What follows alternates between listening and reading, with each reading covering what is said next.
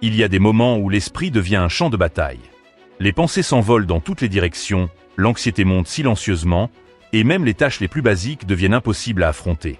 C'est comme si la tête était l'ennemi et le reste était dans un endroit lointain. Bin dormir? Concentration? Peux-tu respirer paisiblement? Quand la turbulence intérieure prend une voix et un rythme, tout semble lointain. Mais cette angoisse émotionnelle est-elle vraiment inévitable? Vivre avec un esprit agité est-il une partie normale de notre vie, ou est-ce simplement le résultat d'être éloigné de quelque chose d'important? Peut-être que la réponse réside dans les anciens rituels plutôt que dans les contemporains. Bien que oubliés, ces méthodes ne sont pas dépassées. Techniques d'une époque où l'esprit était considéré comme un domaine à développer plutôt qu'à combattre.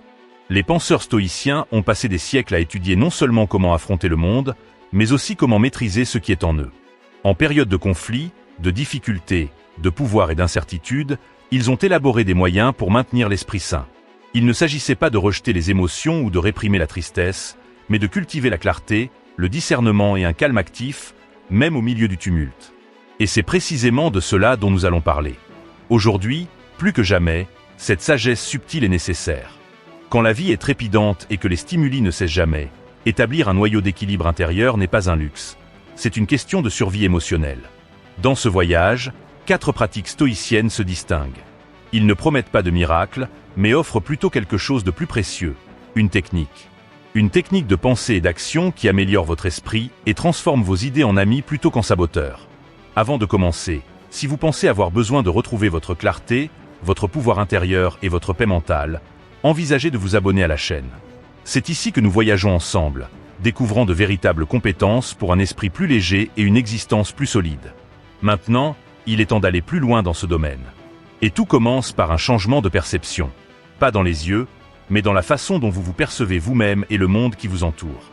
Imaginez que tous vos problèmes puissent être vus d'en haut. Pas symboliquement, mais physiquement. Imaginez que, au lieu de rester dans votre tête, tournant en rond autour de la même idée, vous puissiez flotter hors de votre corps, à travers le toit de votre maison, laissant la ville derrière vous, montant de plus en plus haut. Jusqu'à ce que les problèmes deviennent de petits points sur un vaste paysage. Une présentation troublante, une relation tendue, un budget serré, une décision paralysante, tout cela, vu d'en haut, semble insignifiant. Les stoïciens faisaient quelque chose de similaire. Ils l'appelaient la vue d'en haut.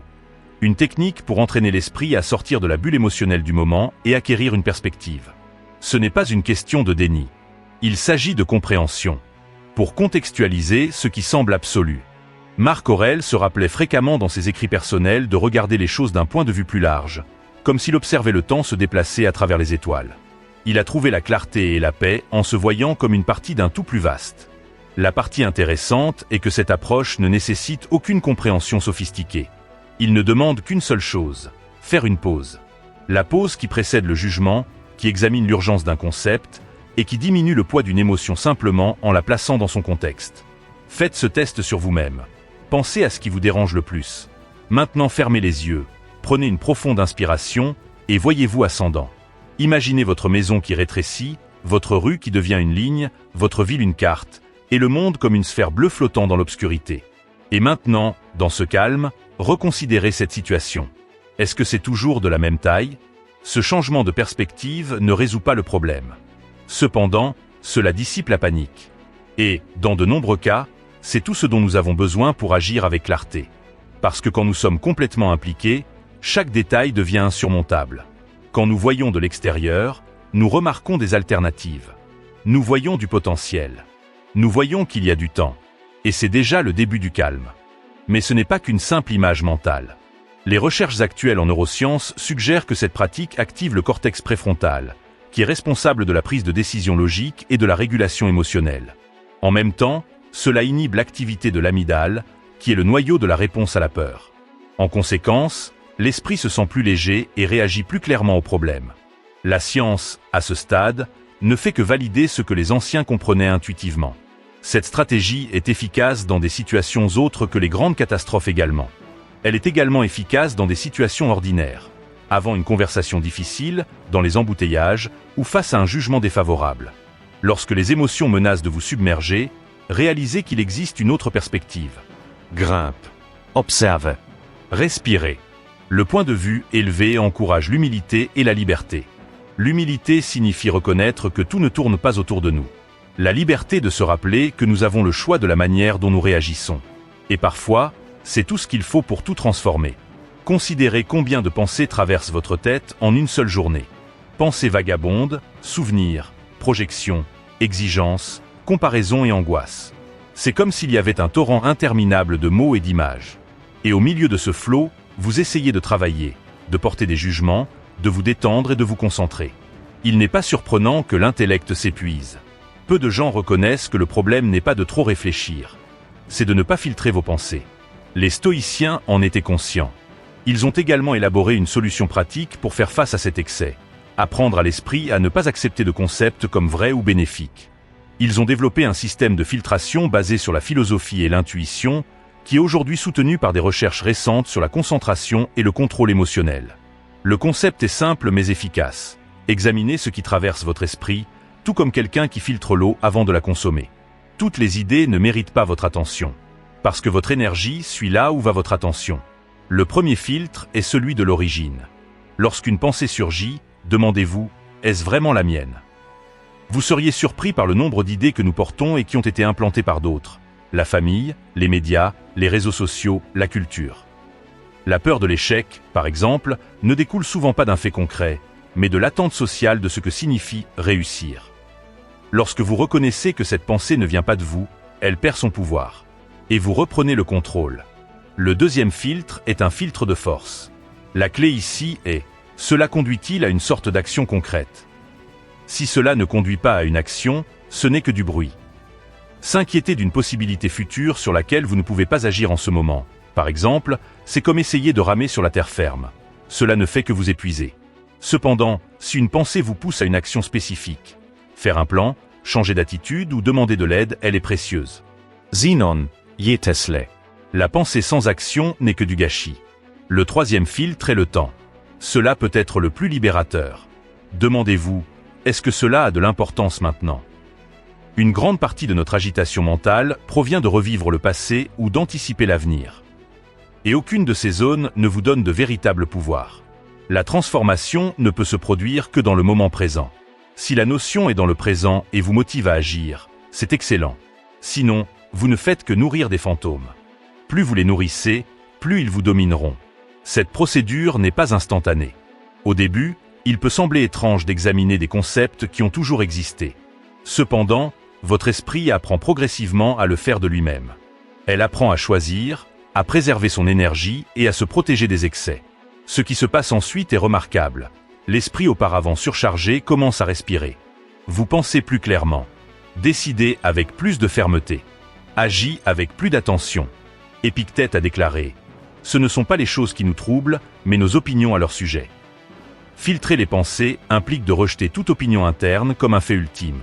Son but est de transformer l'esprit en un allié plutôt qu'en un adversaire. Si vous suivez cette stratégie pendant une semaine, vous verrez une différence. Avec le temps, ce filtre devient une compétence instinctive, un peu comme un garde à la porte de votre esprit. Seul ce que vous créez entrera. Le reste consiste à apprendre à lâcher prise. La plupart des gens supposent que les choses vont toujours s'arranger.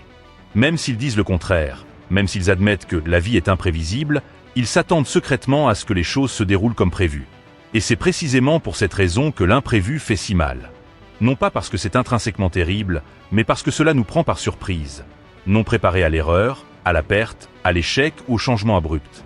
Et maintenant vient l'une des techniques les plus puissantes de l'esprit stoïque. Se préparer à ce qui n'est pas encore arrivé. Les stoïciens appelaient cela la proméditatio malorum, ou la préméditation des calamités. Mais attention, ce n'est pas du pessimisme. Ce n'est pas penser au pire et s'attendre au pire. Cela entraîne l'esprit pour que, lorsque les choses deviennent incontrôlables, vous ne fuyez pas devant vous-même. L'incertitude est devenue si normale que lorsqu'elle frappe, vous l'identifiez immédiatement. Au lieu de paniquer, vous respirez et réagissez. Cet entraînement fonctionne de manière similaire à une salle de sport spirituelle. Et, comme chaque entraînement, il commence par des charges modestes. Vous pouvez le faire chaque matin ou avant les grandes occasions. La pratique est facile, mais elle demande du courage. Demandez-vous ce qui pourrait mal tourner aujourd'hui. Considérez des possibilités réalistes, pas des catastrophes exagérées. Une réunion qui pourrait être annulée. Une entreprise qui pourrait être critiquée. Retard, perte ou malentendu. Imaginez que cela se produise et, plus important encore, imaginez votre réaction. L'idée est que vous voyez non seulement le problème, mais aussi votre comportement en réponse à celui-ci. L'accent est mis sur qui vous devenez à la suite de vos expériences, plutôt que sur ce qui vous arrive. Et c'est là que la magie opère. Parce que répéter une réponse émotionnelle et pratique à l'imprévu aide votre cerveau à construire de véritables canaux d'action. Quand l'inattendu se produit, vous avez déjà des chemins tracés.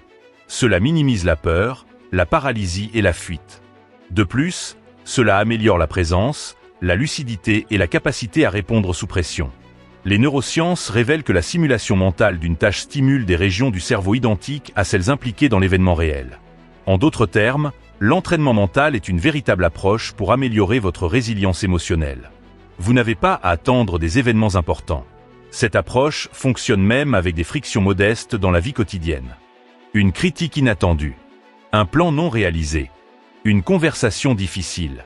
Quand l'esprit est préparé, la chute peut être douloureuse, mais elle ne vous immobilise pas. Comme le disait Sénèque, la chance sourit aux esprits préparés. C'est exactement ce qui se passe. Parce que les gens qui prévoient le pire ne vivent pas dans la terreur. Ils vivent avec une marge. Vivent avec un écart entre ce qui se passe et ce qu'ils ressentent. Et c'est dans cet espace que la liberté de choix émerge. L'esprit éduqué à l'inattendu apprend à transformer l'irritation en adaptabilité. La douleur devient une stratégie. Il y a une crise en cours. Et, progressivement, vous découvrirez que vous n'avez plus besoin de vous inquiéter de ce qui pourrait mal tourner. Car vous n'êtes plus le genre de personne qui s'appuie sur le contrôle pour rester calme. La force ultime du stoïcisme ne réside pas dans l'opposition au chaos, mais dans la préparation à le traverser sans se perdre. Presque tout le monde commet une erreur silencieuse pendant les moments difficiles. Ils croient être de simples spectateurs de leurs propres difficultés. Comme si la vie était un film préécrit, et qu'il ne restait plus qu'à prier pour que l'intrigue s'améliore. Ce sentiment d'impuissance est dangereux. Cela nous convainc que nous n'avons pas le choix, alors qu'en réalité, nous avons l'option la plus importante, la capacité de choisir comment nous réagissons. C'est pourquoi la 4e stratégie stoïque est si efficace. Elle rend à l'individu le rôle qu'il n'aurait jamais dû abandonner, celui du protagoniste de sa propre histoire. Imaginez que vous êtes au milieu d'un film fantastique, une épopée qui inspire les spectateurs. Maintenant, imaginez votre vie actuelle comme l'une de ces intrigues. Les défis, les déceptions et les pertes ne sont pas des échecs narratifs, mais plutôt des moments décisifs dans lesquels le personnage principal mûrit. La question n'est plus « pourquoi cela m'arrive-t-il ?», mais plutôt « que ferait le protagoniste de mon histoire maintenant ?» Ce changement de perspective a un effet presque immédiat, il vous repositionne. Au lieu de répondre par la peur ou le sentiment de victime, vous commencez à agir avec détermination. Parce que chaque héros a des revers.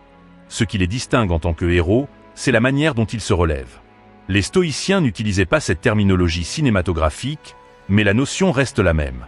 Ils considéraient la vie comme une série d'épreuves, et l'excellence d'un homme comme quelque chose qui émerge précisément en période de stress. Marc Aurèle écrivait des rappels pour lui-même au milieu des batailles, des trahisons et des défaites, tels que « tu es fait pour cela », car il comprenait que l'adversité fait partie du travail. L'attitude du protagoniste ne néglige pas la souffrance, ni ne prétend que tout va bien. Cependant, il reconnaît que la douleur est un élément naturel du processus de développement. Que l'injustice vécue aujourd'hui peut se transformer demain en perspicacité, en caractère ou en changement de voie. Ce n'est pas un point de vue romantique, c'est stratégique. Il s'agit de transformer tout ce qui se passe en matière première pour la croissance. Ce qui était auparavant considéré comme un fardeau est maintenant une matière première. Cet exercice peut, et doit, être pratiqué quotidiennement. Quand vous vous réveillez, demandez-vous « quelle scène ai-je envie d'écrire aujourd'hui ?» Cela ne signifie pas que tout ira comme prévu. Mais cela signifie que vous commencez la journée avec la conscience que vous écrivez votre propre histoire. Et que, même face à l'inattendu, vous pouvez toujours décider du ton, de la posture et de la prochaine étape. Le soir, réfléchissez à ce raisonnement. Quel genre de personnage ai-je été aujourd'hui ? Un personnage qui a reculé face à un défi. Ou bien un personnage qui, même épuisé, a agi avec courage, honnêteté et fermeté. Quand vous vous considérez comme le personnage principal, les jours cessent d'être des répétitions routinières. Ils prennent du poids. Sens. Direction. La science vérifie maintenant l'impact psychologique de cette technique. Selon des études, les personnes qui considèrent leur vie comme une histoire cohérente et significative présentent une plus grande résilience émotionnelle, moins de symptômes d'anxiété et une plus grande clarté dans la prise de décision. Lorsque le cerveau est éduqué à reconnaître un but dans le voyage, il réagit plus calmement aux facteurs de stress. Sénèque a écrit un jour, « Ce n'est pas parce que les choses sont difficiles que nous n'osons pas. C'est parce que nous n'osons pas qu'elles deviennent difficiles. » Endosser le rôle de protagoniste est cet acte d'audace. C'est refuser le rôle de victime, non pas parce que la douleur n'existe pas, mais parce que vous choisissez d'être plus grand qu'elle. Et quand cette attitude devient une habitude, quelque chose de surprenant se produit. Même les moments les plus difficiles commencent à avoir de la valeur. Parce qu'ils cessent d'être des interruptions et deviennent des parties essentielles de votre transformation. Peut-être que le monde ne ralentira jamais. Peut-être que les problèmes continueront d'arriver, les exigences ne s'arrêteront pas, les imprévus ne nous préviendront pas. Peut-être que le chaos est vraiment là dehors, et en nous aussi. Mais cela ne signifie pas que vous devez vous rendre au tumulte. L'esprit peut être entraîné. Le calme peut être cultivé. Et, surtout, la clarté peut être construite. Non pas comme une promesse vide de paix constante, mais comme une pratique quotidienne de présence, de responsabilité et de but. Vous venez d'apprendre 4 chemins. 4 façons de façonner votre propre pensée, non pas avec des phrases toutes faites, mais avec des exercices qui transforment constamment votre manière de voir, de ressentir et de réagir. La perspective élevée vous apprend à ne pas vous noyer dans un verre d'eau. Le filtre mental sépare ce qui en vaut la peine de ce qui ne fait que consommer. L'entraînement à l'inattendu te renforce avant que la tempête n'arrive. Et l'état d'esprit du protagoniste restaure votre pouvoir, même lorsque le monde essaie de vous l'enlever. Ces pratiques n'appartiennent pas à un temps ancien. Ils appartiennent à chaque être humain qui refuse d'être esclave de son propre esprit, qui veut vraiment dominer son territoire intérieur. Et cela ne se fait pas en un instant. La transformation n'est pas un saut, c'est un pas après l'autre, chaque jour. Mais plus vous appliquez, moins le chaos extérieur devient une menace. Et il se transforme simplement en partie du décor. Si vous êtes arrivé jusqu'ici, et que quelque chose en vous s'est éveillé, même si c'est une légère agitation, une lueur de clarté, envisagez de suivre le contenu à venir sur la chaîne. Ce n'est que le début. Il existe d'autres outils, d'autres réflexions, d'autres façons d'élargir votre esprit avec une sagesse pratique et profonde. Et oui, vous le pouvez. En fin de compte, les stoïciens avaient une certitude inébranlable. Ce qui compte vraiment n'est jamais à l'extérieur, c'est toujours à l'intérieur. Et cultiver cette force intérieure, jour après jour, est peut-être l'acte le plus révolutionnaire que quiconque puisse choisir dans ce monde qui essaie constamment de nous distraire. La transformation commence lorsque vous décidez non seulement de survivre au jour, mais de les vivre avec intention.